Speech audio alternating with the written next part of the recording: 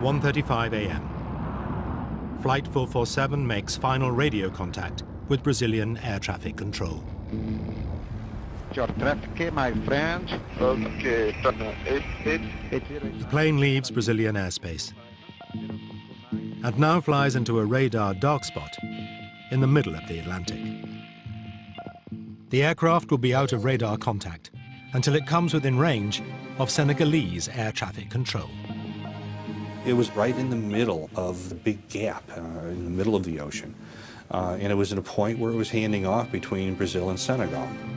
Most people don't realize that communications over the oceans are actually pretty spotty. And in this case, they were extremely spotty. 3:45 a.m. 2.5 hours after leaving Brazilian air control, Flight 447 still hasn't appeared on the radar screens in Dakar. They were slow to recognize, first of all, that the aircraft had gone missing. Senegal didn't sound the alarm very quickly. A search and rescue operation is scrambled to the last known position of the missing aircraft. In Paris, families and friends gather to meet the flight at Charles de Gaulle Airport. Waiting for the aircraft flight 447. Corinne Soulas is at home, expecting her daughter to phone. But it is Caroline's father-in-law who rings. I receive a call asking me which was the number of the flight, because he has heard on the TV or on the radio that the plane has disappeared. And I didn't know that. So I began to be afraid. And when I saw every text on the TV or hearing the radio, I became folle, comment on dit? Mad. I became mad. Caroline's father, Robert, was working abroad when he heard the news. After I was alone on the earth, it was a great moment of loneliness. I couldn't imagine the loss of Caroline. It was not possible. Within hours of the disappearance, Air France makes an announcement. This is a catastrophe, undoubtedly. And we have lost an aircraft with 228 people on board. Flight 447 has seemingly vanished. No mayday, no trace on radar, no witnesses, and no sign of wreckage. Clues to what happened to Flight 447 are frustratingly few. There was so little information available initially. Did the aircraft just go missing? Has it actually crashed? Where was the wreckage? The crew showed no sign of alarm, because if they were seriously alarmed by something, they'd have made an emergency call to air traffic control, but they didn't.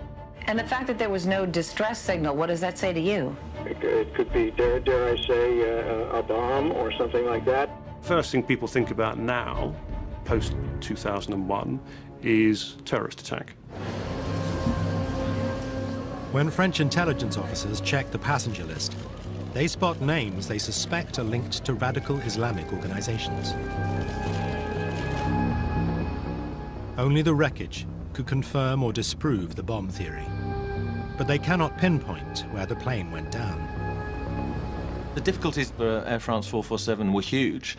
Firstly, the aircraft crashed in an area where there was no radar coverage, so it was not possible to locate where it had hit the sea.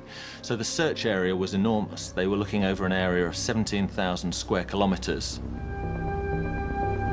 On June the 6th, 5 days after Flight 447 disappeared, fragments of wreckage, along with 50 bodies, are discovered approximately 600 miles off the coast of Brazil. The find rules out a bomb. The plane was in one piece when it hit the water.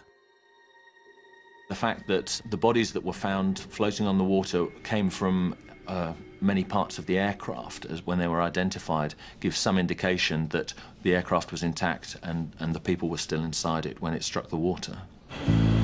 But if an explosion didn't down Flight 447, what did?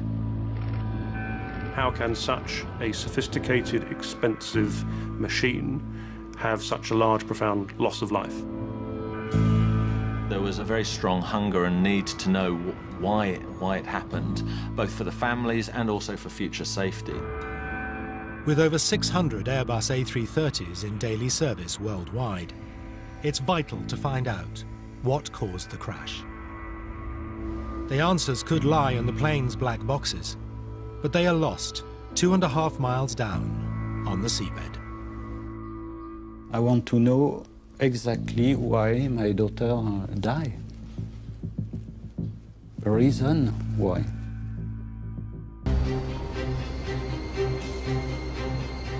French investigators need to discover why a state-of-the-art Airbus A330 has crashed off the coast of Brazil. They believe the missing flight data black boxes can solve the mystery. It was possible that we would never find the black boxes, and certainly there have been accidents in the past where the black boxes have never been found. A French nuclear submarine is enlisted to join the search. It can pick up the ultrasonic signals transmitted by the black boxes. You have a 30-day lifespan on the underwater locator beacon, and the terrain at the bottom of the sea was very mountainous. If you can imagine, the seabed rises and falls by a huge amount, varying between, I think it was around 900 meters down to more than 4,000 meters depth. 30 days pass with no success. The team now send mini-subs down to scour the seabed. The black boxes were the crucial piece, which is, of course, why incredible amounts of time and treasure were spent by the French government and others. Many assisted trying to find these things, and it was an extraordinary search effort. But after almost 2 years, one of the greatest underwater searches in maritime history, costing over £25 million, draws a blank. Just as it seems the mystery of what downed Flight 447 would never be solved, the French investigators turned to the American team that located the wreck of the Titanic in 1985. Then, on the 2nd of April 2011, the dive team find the shattered fuselage, 13,000 feet down on the seabed. They also find 104 bodies, many still strapped in their seats.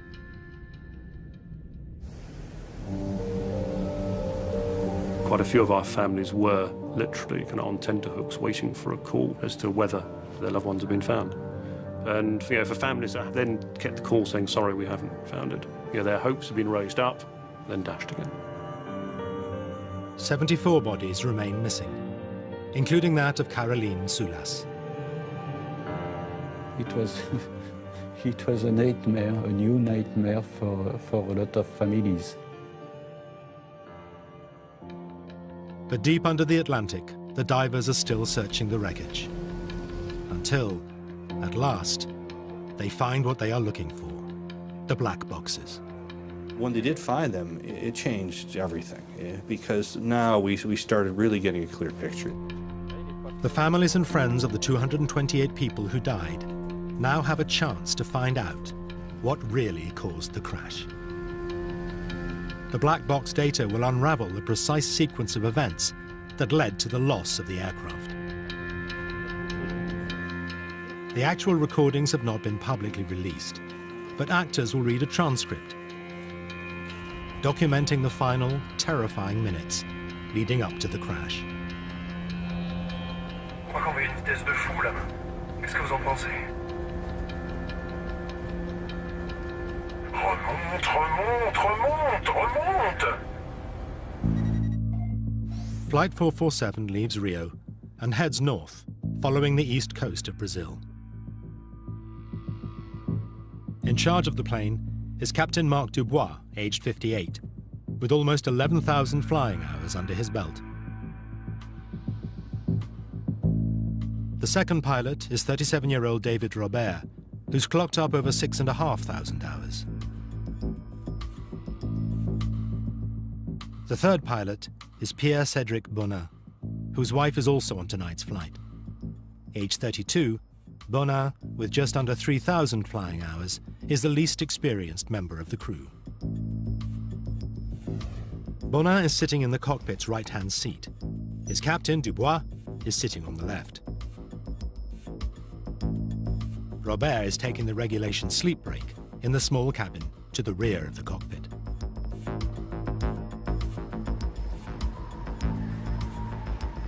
Dinner service is over, and the cabin lights have been dimmed. The plane is due to reach Paris in 8 hours' time, and many passengers will now try and grab a few hours' sleep. Things also seem relaxed in the cockpit. Tout va bien? Tout va bien. Tout va bien? Pas de café, de thé? Tout va bien. Ça ira. À tout à l'heure. Merci. They're making radio calls, passing position reports to air traffic control. It's all pretty quiet. In the middle of the Atlantic, in the middle of the night, there's not much to do. Captain Dubois is a veteran of the Rio-Paris route and points out an upcoming landmark to his junior first officer, Bonin. C'est l'équateur. Tu avais compris, je suppose. Non, je m'en doutais. As they approach the equator, they will enter an area called the Intertropical Convergence Zone. For aviators, that area is famous for creating convective weather or thunderstorms. It was generating some really interesting and severe areas of weather the night of the crash of Air France 447. Michael de Villiers has analyzed the weather patterns on the night of the crash. What it shows there is the areas that were forecast on the significant weather chart where there would be thunder activity, quite a few around. Thunderstorms are probably the most dangerous form of weather. It's strong updrafts and downdrafts. It can knock the aircraft around, can also cause structural damage if a thunderstorm is severe enough. You get icing, you get the hail, you get lightning, which can also damage an aircraft. Massive cumulonimbus storm clouds can extend upwards to 50,000 feet, too high for commercial planes to fly over. Sometimes you've really got to think about which route you're going to take and which headings you're going to take up to try and avoid them. But Captain Dubois seems unconcerned, and Flight 447 stays on course. On va pas se laisser emmerder par des cumulus quand même. Navigating around storm clouds it's not demanding. You look at them, if they're in front of you, you turn left or turn right and you fly round them. I mean, this is not difficult stuff. But several other flights crossing the zone that night do decide to divert around the storm. Il neige. 209 nœuds. Il y a un truc droit devant et il y en a un autre derrière. Hein? Oh merde, non. Baisse un peu la lumière intérieure pour voir dehors. Ouais. J'allume les feux pour voir. Ah voilà. Quoi? On dirait qu'on va rentrer dans les zones nuageuses. 1:51 a.m. Now the dimmed cockpit is suddenly lit up. Ah bah manquait plus que ça. C'est quoi ça? C'est tout ce qu'il nous fallait, aux yeux de Saint-Elme. Veteran pilot Dubois recognizes the bright flashes as St. Elmo's fire, a spectacular electrical phenomenon common in the tropics. There were a number of unusual things that started to happen. There was apparently a blue glow that was St. Elmo's fire, and that projects a very odd and eerie light into the cockpit. The St. Elmo's fire is just this discharge on the windscreen. It's heavily charged ice pellets hit the windscreen and they discharge electricity out. So you get these patterns going up the window. J'avais pas l'impression qu'il allait y avoir de l'orage. Il va y avoir des turbulences quand j'irai dormir. David Robert, who was having a break in the small cabin at the rear of the cockpit, will shortly swap places with Captain Dubois. Bon, y a plus qu'à le réveiller, hein, c'est ça? Before Robert arrives, Captain Dubois wants to establish who's going to fly the plane while he's on his break. Ouais, c'est qui te pose? C'est toi? Bon, lui, il va prendre ma place. This means Bonin, with the least amount of flying hours on his record, will pilot the plane until the captain returns.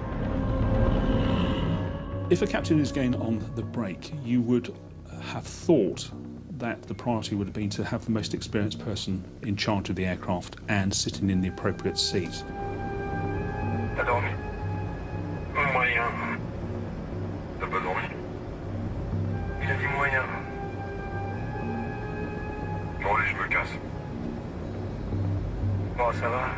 Bon, les petites turbulences qu'on vient d'avoir, tu vas aller même après? I did find it interesting that for what I thought we were certainly the most busiest part of the flight in terms of weather avoidance, that the captain decided to take rest for that. I would have thought that that would be the bit the captain would want to stay for.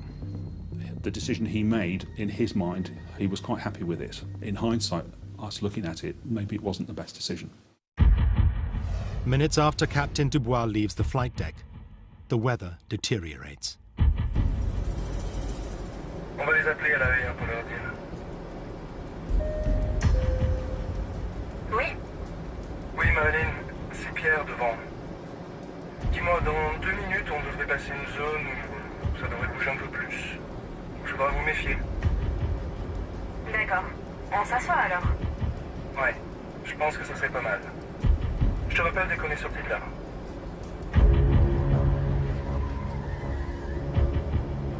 Vache, heureusement que c'était la 330, hein. C'est clair. Moins 42 degrés. Robert suggests changing course to avoid the storm clouds. Tu veux pas tirer un peu plus sur la gauche, là? Excuse-moi. J'ai dit, tu veux pas un peu plus tirer sur la gauche? As Bonin steers the plane 12 degrees to the left, a sharp, chlorine-like smell spreads through the cockpit. T'as touché la clim? J'ai rien touché du tout. Si c'est pas la clim, c'est quoi cette odeur? C'est l'ozone. Robert, who's flown many trips across the tropics, instantly recognizes the strange smell, but it seems to startle his younger colleague. C'est quoi ça? C'est un rapport avec l'électricité? Non, l'ozone, c'est de l'air chargé d'électricité. Non. Ah non, d'accord. There were unusual smells in the cockpit. There were electrical disturbances and electrical phenomena around St. Elmo's fire and so on. So there are many things that can contribute to degraded pilot performance. 2:10 a.m. A loud sound is heard in the cockpit. Experts analyzing the black box tape believe it's the sound of ice crystals hitting the aircraft. Then, an alarm is triggered. The alarm warns the crew that the autopilot has shut down and handed control back to them. J'ai les commandes. D'accord. Bonin is sitting in the right-hand seat and takes manual control of the plane. His more experienced colleague, Robert, is now effectively co-pilot. What the crew don't realize is that the plummeting temperature has caused ice to block 3 vital sensors, called pitos. The pitot system, which basically detects the speed of the air against the aircraft, ended up becoming blocked. Therefore, that effectively dropped to 0 and they lost all speed indication. The aeroplane, while it's in autopilot, suddenly said, we know we're getting rubbish information here. We cannot deal with rubbish information, therefore we're going to trip the autopilot out and hand it back to the pilots. This is where they start earning their money. But it's not an emergency. It just means that there is no forward speed information. In theory, when the ice melts, the pitot sensors will work again. The drill is do nothing. literally just fly the aircraft, continue to fly it straight and level, leave the power where it is, because it's been working pretty well for you up until this point. If the crews touch nothing, the aircraft will remain fairly stable while they sort themselves out and get the aircraft into a safe flight configuration. In the case of Air France 447, there was almost an immediate reaction by the pilot flying, and that actually made the situation worse. We will absolutely never know why the pilot responded in the way that he did. Air France Flight 447 has flown into a storm, and its speed sensors have cut out. The plane's autopilot is shut down, handing control of the aircraft back to the flight crew. The captain is on a sleep break. First Officer Bonin is now flying the plane manually. His fellow officer, David Robert, with many more flight hours experience, is handling radio comms. Je les commande. D'accord. Bonin controls the plane with a side stick.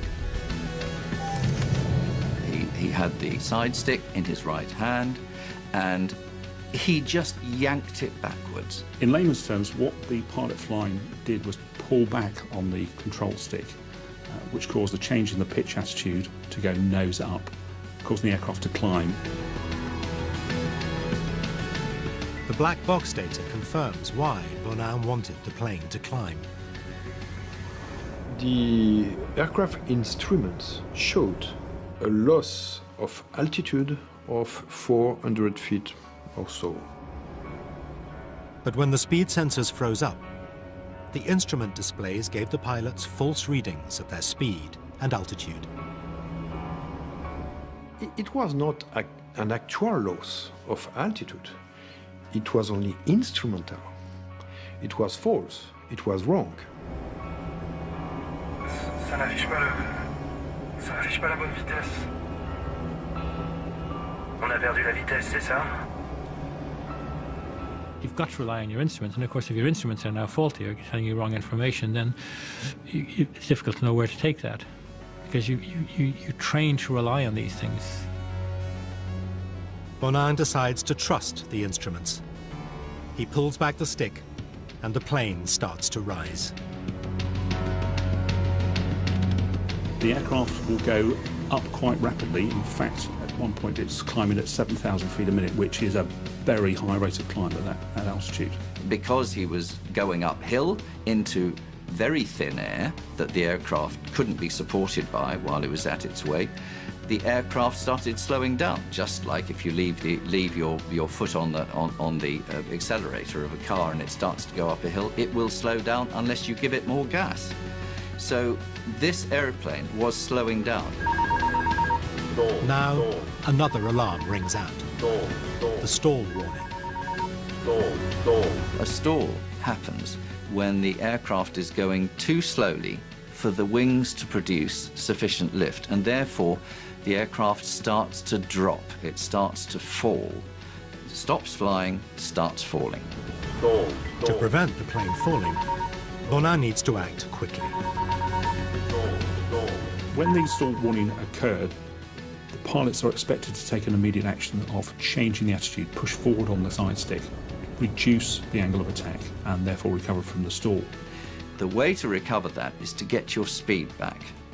And the way to get your speed back is to put the nose down and go downhill. But Bonin doesn't put the nose down. He keeps the stick back, and the aircraft gains even more altitude, whilst continuing to lose speed. I'm only left to draw the conclusion that they didn't believe that the aircraft was stalled. The black box records show that one of the 3 speed sensors that had frozen now starts working again. Unfortunately, when the airspeed indications came back online, the aircraft attitude and various other parameters of the aircraft had changed quite dramatically. Now, some new sensors come back in with valid information that didn't look valid because everything else was so totally messed up. Fais attention à ta vitesse. Fais attention à ta vitesse. Ok, je redescends. Stabilise. Ouais. And that's really where things went from a very benign circumstance to a rapidly escalating, out-of-control circumstance. Robert presses the crew call button. He wants to get Captain Dubois back from his break and onto the flight deck. But there's no answer. Il vient ou il vient pas?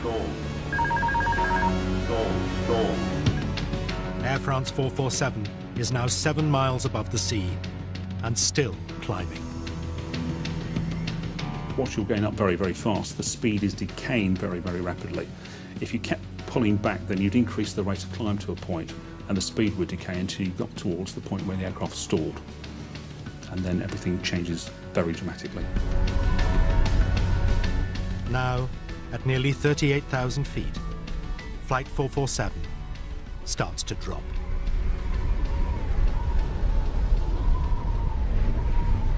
On a pourtant les moteurs, qu'est-ce qui se passe, bordel? Tu comprends ce qui se passe ou pas? J'ai plus le contrôle de l'avion. J'ai plus du tout le contrôle de l'avion. Merde. C'est quoi là? Je crois qu'on va trop vite. Just under a minute after he was first called, Captain Dubois returns to the cockpit, taking the jump seat behind the younger officers. Bon, qu'est-ce qui se passe là? Qu'est-ce que vous foutez? Mais qu'est-ce qui se passe? Je sais pas ce qui se passe. Faire le contrôle de l'avion. On a totalement perdu le contrôle de l'avion. On comprend rien. On a tout tenté. When the captain emerged onto the flight deck, that was a point at which a fresh set of eyes could have made sense of what was actually going on, and there was still time to recover the aircraft. There wasn't any conversation about here's what happened and here how we got into it.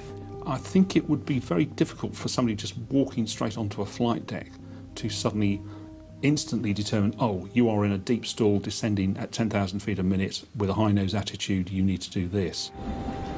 Alors tiens, prends ça. Prends ça. Le problème, c'est que j'ai plus de l'avion.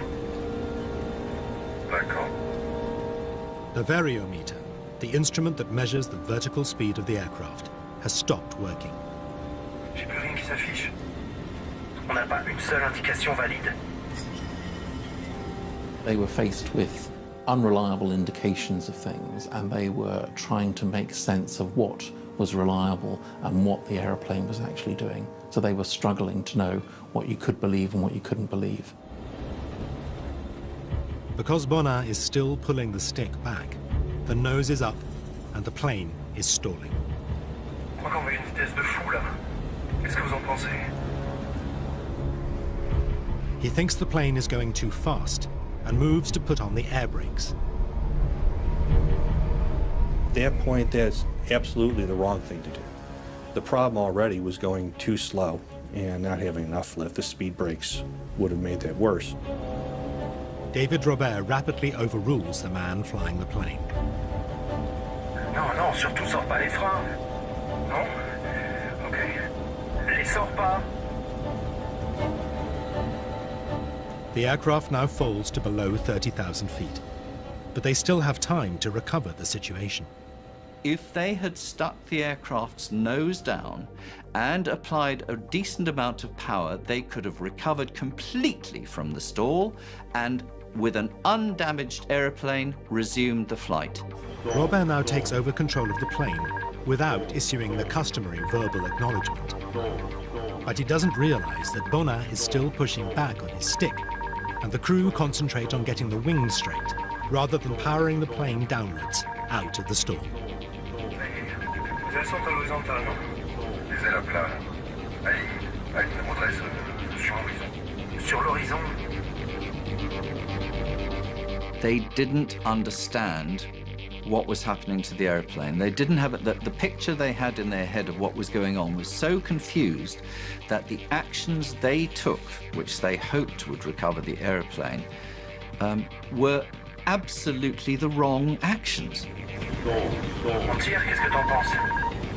Qu'est-ce que t'en penses? Qu'est-ce qu'il faut faire? Je sais pas. On descend. They were suddenly faced with something they'd never experienced before, and therefore there was a moment of complete shock, and known as the startle effect. A lot of things were happening all at the same time, and they didn't quite know exactly what was happening.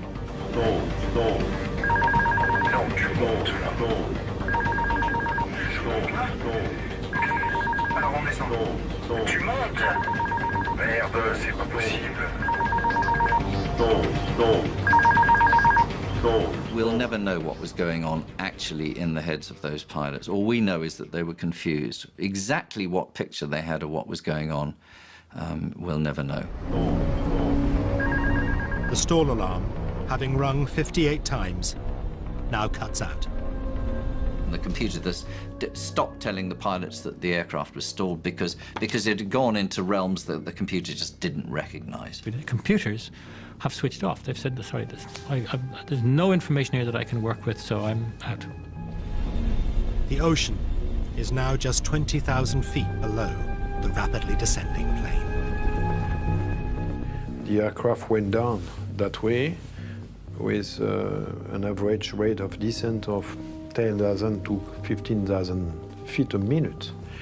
That is quite a lot. And that means there was an awful noise. The aerodynamic noise was terrific because there was so much turbulence being generated by the wings. Robert thinks he is flying the plane, but doesn't seem to realize that Bonin is still pulling back on his stick and still keeping the nose of the plane up. Attends, moi j'ai les commandes. C'est moi qui ai les commandes, non? It certainly appears that there was a breakdown of the discipline and communication with it on that flight deck. Ça y est, on va arriver au niveau centre.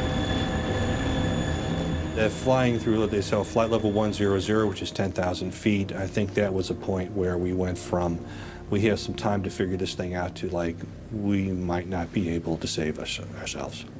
This aircraft was falling out of the sky like a stone. It was absolutely not flying. It was falling. And it was falling with its nose pointed upwards. Remonte, remonte, remonte, remonte! Mais je garde à fond là depuis tout à l'heure. Captain Dubois now gets the vital information. He realizes Bonin has been pulling back on the stick, pushing the nose up, and stalling the aircraft.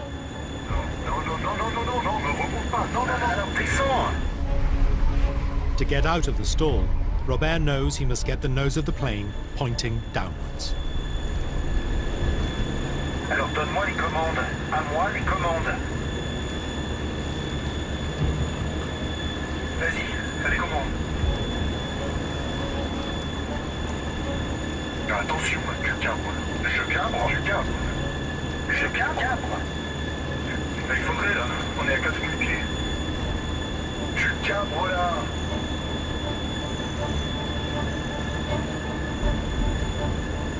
The aircraft was mushing down like that, nose in the air, and it was mushing down through the sky like that.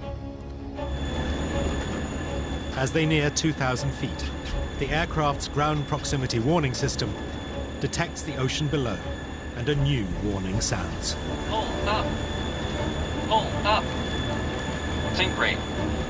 Pull up! Allez, tire! Pull up! Allez, on tire! On tire, on tire, on tire! Pull up! On va taper! Pull up! Mais c'est pas vrai! Pull up! Qu'est-ce qui se passe? 10 degrés d'assiette? The recording stops at 02 hours, 14 minutes, 28.4 seconds.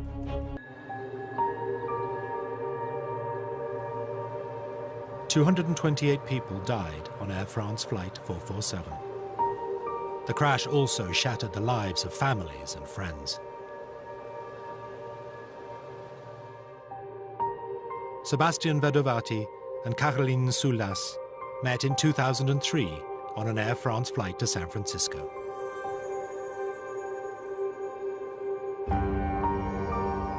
Six years later, they died on Air France 447. I love this picture because we can see their rings, and I've got the same ring. They were in love with each other. Her parents, Robert and Corinne, often visit the memorial dedicated to the passengers and crew located in Père Lachaise Cemetery. Their daughter has no grave. Her body was never found.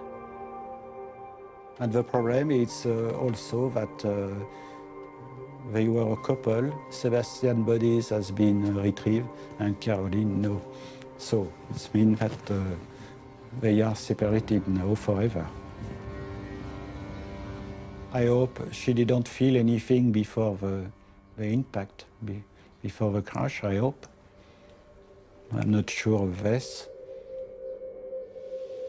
One of the questions that I get asked is, did my father, husband, son, brother, sister know anything about what happened? The hardest one for me was talking to the family of a young boy who was coming back from being with his grandmother in Rio. And they only asked me one question: did he suffer? A mother asked me, so would my daughter have known about this? Because a lot of friends had told me that she wouldn't have known anything. She wouldn't have been conscious. And I felt obliged to tell the truth, which was, I'm afraid, in my view, I think she would certainly have been alive throughout the 3.5-minute descent. She may well have been asleep. I would hope she was asleep, but it would have been a bumpy, uncontrolled descent, and so she may well have known about it. At a press conference in Paris, Air France robustly defended their pilots and acknowledged the dedication of all 12 aircrew who died in the disaster. C'est dans un environnement de pilotage extrêmement dégradé que l'équipage, qui rassemblait à la fois les compétences du commandant de bord et des 2 copilotes, est resté engagé jusqu'au bout et jusqu'aux derniers instants. You have to go back and say, so 3 experienced pilots, qualified pilots, and between them they couldn't figure out what was wrong with their airplane and why it was flying into the ocean. That's a system failure. That's not a pilot failure.